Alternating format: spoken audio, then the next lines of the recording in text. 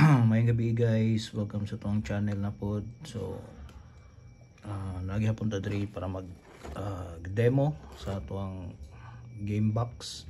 Pero karon is mag-configure ta sa controller. Nakoy gipalit na controller, wired siya. So gitayon ako nagpalit kay para pakita sa inyo ha kung saan pag-configure. Example lang, maguba niya itong wireless na controller. So natay alternative. So pwede ito mo gamit aning wired na controller. So almost the same lang silang itsura. Ang difference lang nila is wired ni. So mao to siya. So try na to. So i-open na to ang kuan, naka HDMI na. So turn on na to ang game box. So mao ni siya. So naka wireless pa man sa tanggalan sa nato.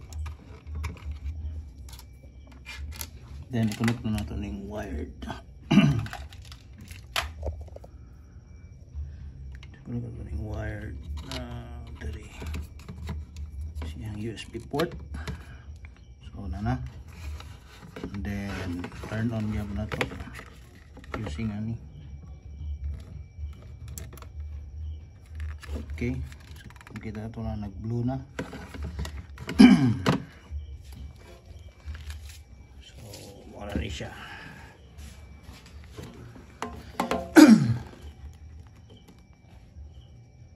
So nice na natay alternative na wired para in kaso kuan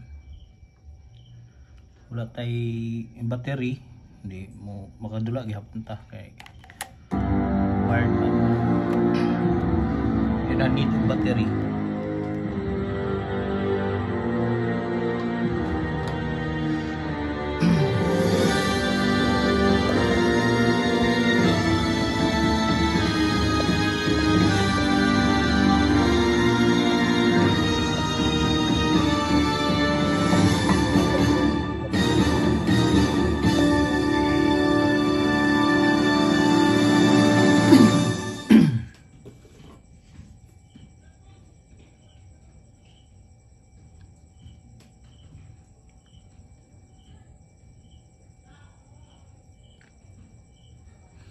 So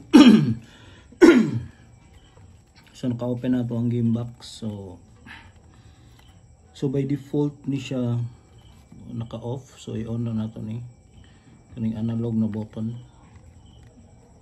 So musiga na siya. So naka-red. And then by default mugana man siya, pero pag mag-start na kagdula games, di na siya mugana. Mo lang kailangan nato siya i-configure.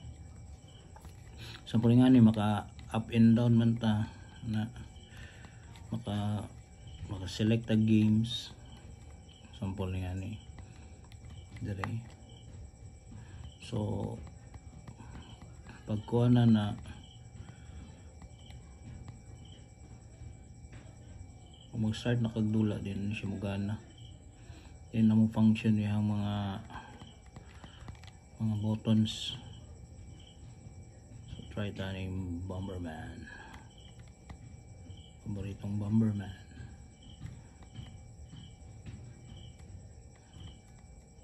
Yun. So mag-select tani. So goods pa na siya per select.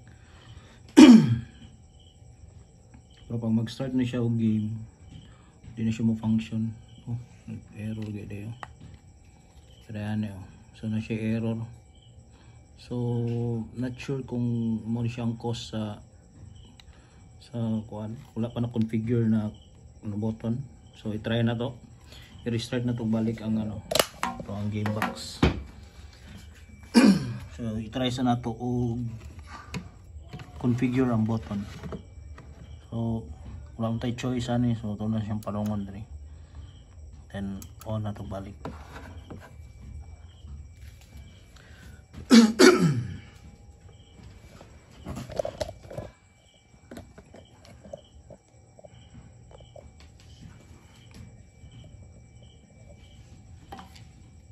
So kuha na ni siya guys, generic na ni siya na ano, na game controller.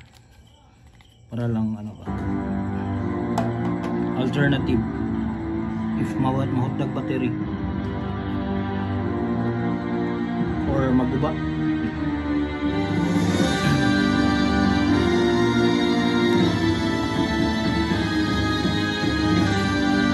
So dili siya advisable guys na palungon ng dayon, pero wala man tayo choice. Wala tayo controller.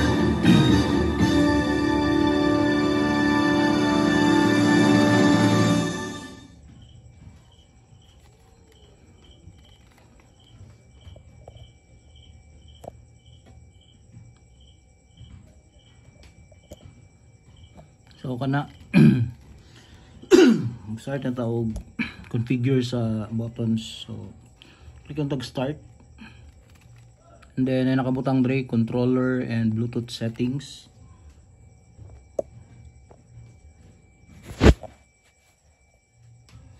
So click na nato na, and then first option is remap controller. So click na to okay.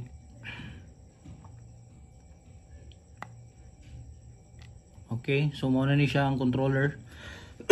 I-start na nato siya og map. So ang first niya ikuan is kaning up button. So D-pad up. So muna na siya mo gawas na ang equivalent dito sa right side. So kanay down, down pad down. D-pad left. So sundo na nato siya na may check ng indication. So right, then start, select. So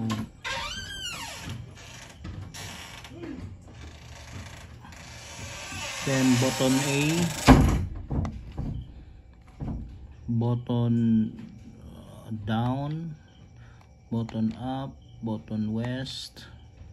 So left shoulder mo ni siya,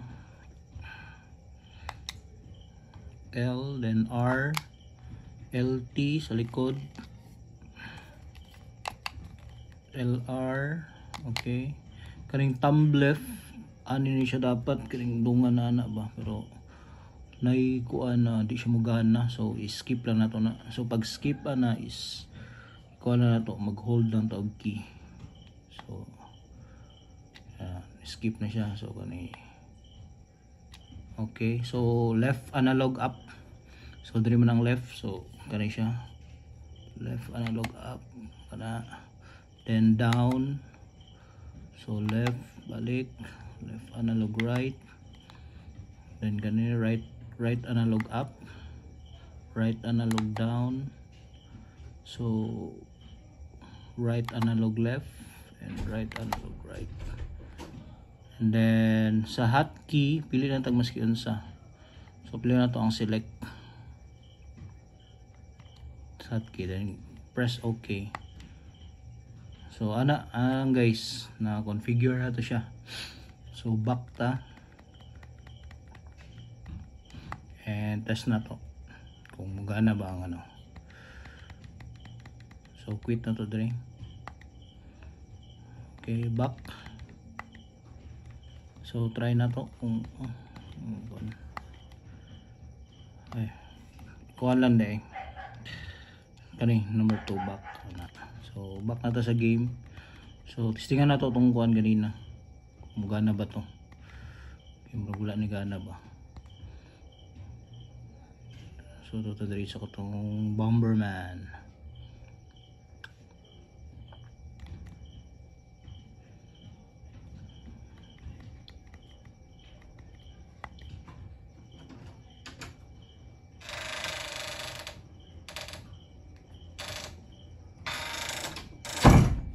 So turo na siya guys, nagana na siya. So after na set up sa ano, na set up sa tong controller, so probably dito siya nag-error. Okay, wala pa na map ang controller. So sige, start So nagana na siya. So nagana na to ang controller. Try to.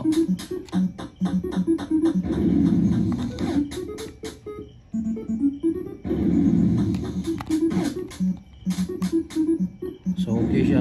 So i-try ra na to kung kuan. Katong hotkey na to para magkuan. Magbalik sa main menu. So balik ta. Dungan pislit ang start og select. Then balik na pod. Okay, so mugana. So usable na to ang kuan bagong gipalit na controller. So mao lang to guys. Salamat kayo. Bye.